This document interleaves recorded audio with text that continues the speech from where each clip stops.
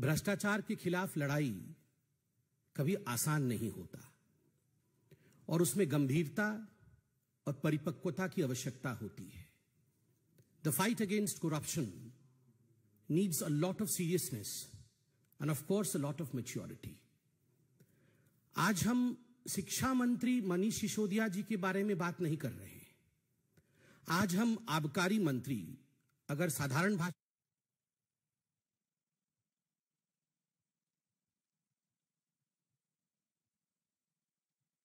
Party कहीं न कहीं अपनी शिक्षा नीति, अपने स्कूल, इनके विषयों को सामने लाकर मनीष सिसोदिया की रक्षा करने की कोशिश कर रहे हैं। मगर प्रश्न उठता है, शराब मंत्री मनीष सिसोदिया जी ने शराब का घोटाला किया या नहीं किया?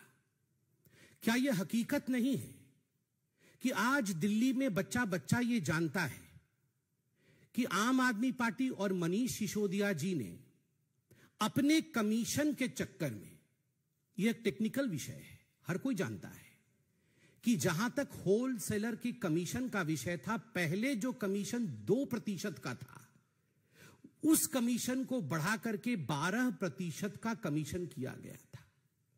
इतना बड़ा इजाफा जो कमीशन का है, ये क्यों किया गया था? ताकि इस कमीशन से मोटा माल, मोटा फायदा, एक प्रॉफिट बैकडोर से आम आदमी पार्टी कमा सके। और दुख का विषय यह है कि दिल्ली में बच्चों की जिंदगी को, स्कूल्स के आसपास जो बच्चे हैं, उनके जिंदगी में कहीं ना कहीं शराब घोल करके, कहीं ना कहीं दिल्ली में नशे को बढ़ा करके, उसमें से कमीशन खोरी की जो बदबू थी, आज पूरे दिल्ली को ये पता है। Everyone knows as to how to enhance their own commission. The Aam Aadmi Party had tried its best to spread addiction of liquor in Delhi. एक के साथ एक मुफ्त, किस प्रकार की नीतियों के माध्यम से स्कूलों के पास, वही अरविंद केजरीवाल, आप याद करिए 2014 के पहले जब चुनाव नहीं हुए थे, तो यही अरविंद केजरीवाल जी कहते थे कि हम मोहल्ले मोहल्ले जाएंगे, वहां पर हम मोहल्ला पार्लियामेंट करेंगे और वहां सदन में पूछेंगे महिलाओं से कि आप क्या चाहती हैं, कि हमारे मोहल्ले में शराब की दुकान बंद होने चाहिए या खुलने चाहिए? बहुत शराब के ठेके खुल रहे हैं मोहल्लों में। ये शराब के ठेके अगर महिलाएं कहेंगी बंद होनी चाहिए तो हम बंद कर देंगे।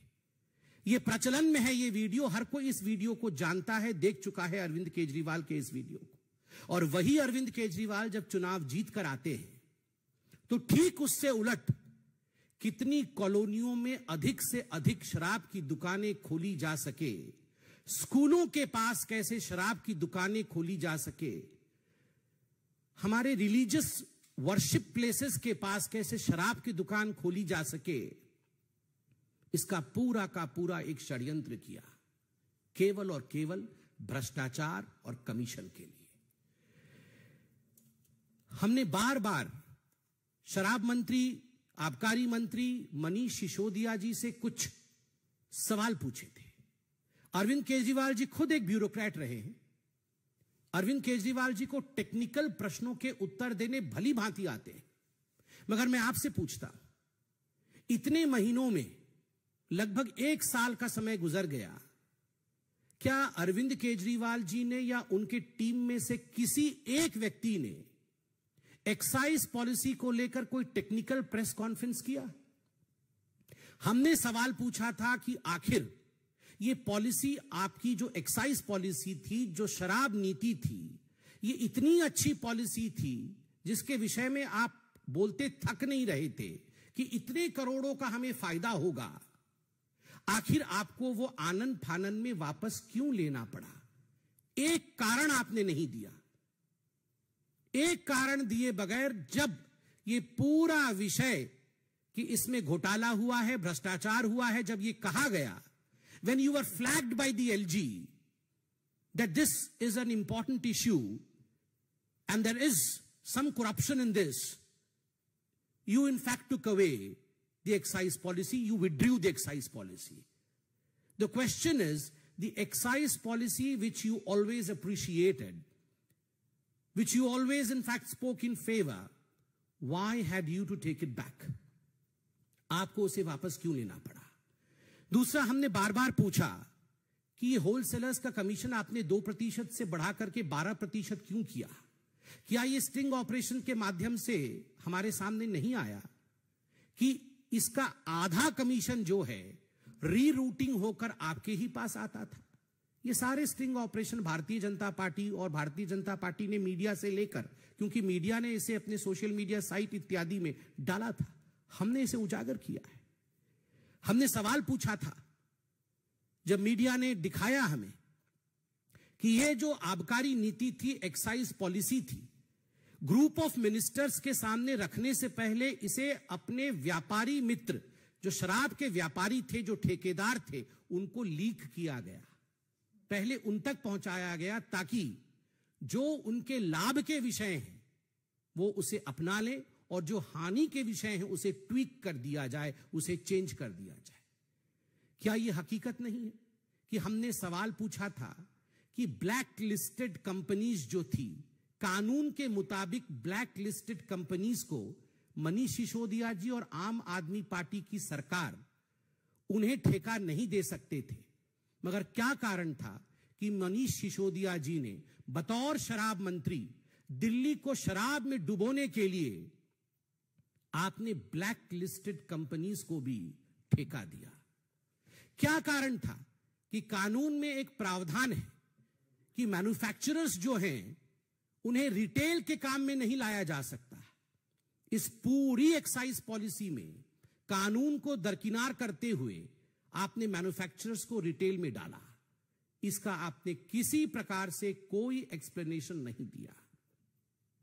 क्या कारण था? हमने पूछा कि 144 करोड़ रुपया आपने अपने इन मित्रों का, जो शराब के ठेकेदार थे, लाइसेंस फी आपने माफ किया। इसका कोई उत्तर नहीं। रेटोरिकल उत्तर है कि बीजेपी हमें छोड़ना नहीं चाहती है, हम तो आगे बढ़ रहे हैं, मगर टेक्निकल उत्तर नहीं है। क्या कारण था कि इतने सारे स्टिंग ऑपरेशंस में जो सवाल उठाए गए थे, मनीष सिसोदिया जी को जब ये सवाल रूबरू होकर पूछा गया, मीडिया ने पूछा, तो मनीष सिसोदिया ने केवल ड्रामा कहकर इस पे कोई उत्तर नहीं दिया, प्रेस कॉन्फ्रेंस छोड़ के चले गए। स्वाभाविक है, जो जांच एजेंसियां हैं वो जांच एजेंसी इमोशन पे काम नहीं करती है। जांच एजेंसी टेक्निकलिटी पे काम करती है। अगर 45 मोबाइल फोन डिस्ट्रॉय किए जाए, अगर सबूत मिटाने की कोशिश मोबाइल फोन के माध्यम से किया जाए, तो ये सारी चीजें सीबीआई और हमारी जो एजेंसीज हैं वो जानती हैं। वो पॉलिटिकल बॉडीज नहीं है, वो टेक्निकलिटी के आधार पर आगे बढ़ती है। तो स्वाभाविक है कि जिस प्रकार से आबकारी नीति में, शराब नीति में, एक्साइज पॉलिसी में आप इन प्रश्नों का उत्तर नहीं दे पाते हैं, तो आपसे पूछताछ होगी। मैं अरविंद जी से इतना ही कहना चाहता हूं कि ये वही आम आदमी पार्टी है जो हर दिन एक लिस्ट निकालती थी कि देश में सबसे भ्रष्ट ये 15 लोग हैं, देश में सबसे भ्रष्ट ये 20 लोग हैं। आप याद करिए, उस समय ना बही होता था ना खाता होता था, कोई सबूत की बात आप नहीं करते थे, आप सिर्फ कहते थे हम जानते हैं, ये हम कह रहे हैं कि ये 5 लोग सबसे भ्रष्ट हैं। मैं नाम भी गिना सकता हूं और आपको भी याद है कौन कौन से नाम आप बोल रहे हैं। ये बात अलग है कि आज आप उनसे गले मिल रहे हैं, उनके घर जा रहे हैं, मगर उनका नाम आपने सबसे भ्रष्ट लोगों में गिनाया था। यहां केवल कोई पर्ची नहीं निकाली गई है, कोई भारतीय जनता पार्टी ने मनीष सिसोदिया जी को अक्यूज्ड नंबर 1 शराब घोटाले में नहीं बनाया है। जांच के आधार पर मनीष सिसोदिया जी अक्यूज्ड नंबर 1 बने। जिस प्रकार से बच्चों की जिंदगी के साथ खिलवाड़ करने की कोशिश की, मुझे तो शर्म आता है ये कहते हुए कि आज पूरे विश्व में ऐसा कोई शिक्षा मंत्री नहीं होगा जो शराब के घोटाले में गिरफ्तार किया जा रहा होगा। Just imagine an minister of education getting arrested for excise policy. ये आंख खोलने वाला विषय है, ये चौंकाने वाला विषय है। बच्चे जो हिंदुस्तान के भविष्य हैं, स्कूल जो हिंदुस्तान के भविष्य को गढ़ता है, उस स्कूल के सामने शराब का ठेका खोलना और उस शराब के ठेके से 12% कमीशन लेना, उससे घोटाला करना। मनीष जी, दुख होता है कहते हुए, you played with the lives of our kids. आपने हमारे बच्चों के जीवन के साथ खिलवाड़ किया। दिल्ली के बच्चों के जीवन के साथ, दिल्ली की महिलाओं के जीवन के साथ आपने ठीक नहीं किया। जिन महिलाओं ने चीख चीख कर कहा कि हमारी कॉलोनी में 10-10 ठेके खोले जा रहे हैं, यह भ्रष्टाचार का अड्डा है, आपने सुना नहीं। और इसका कारण है कि आज आप सलाखों के पीछे जा रहे हैं।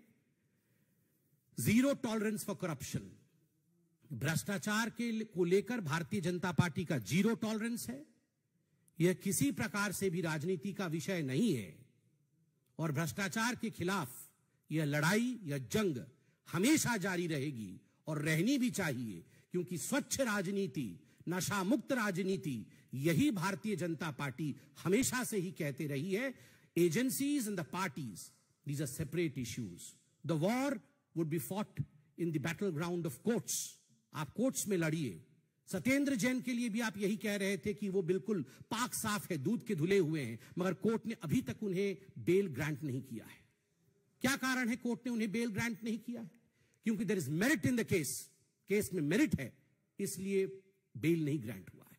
और आज बिल्कुल हम कह सकते हैं there is merit in the case of Manish Sisodia's corruption in excise policy. इसमें भी मेरिट है। इसलिए आप जिस प्रकार का ड्रामा कर रहे हैं, जिस प्रकार का दिखावा कर रहे हैं, दिखावे और ड्रामा से कुछ नहीं होता है। आप टेक्निकली इस विषय को जनता के सामने रखिए। बहुत बहुत धन्यवाद।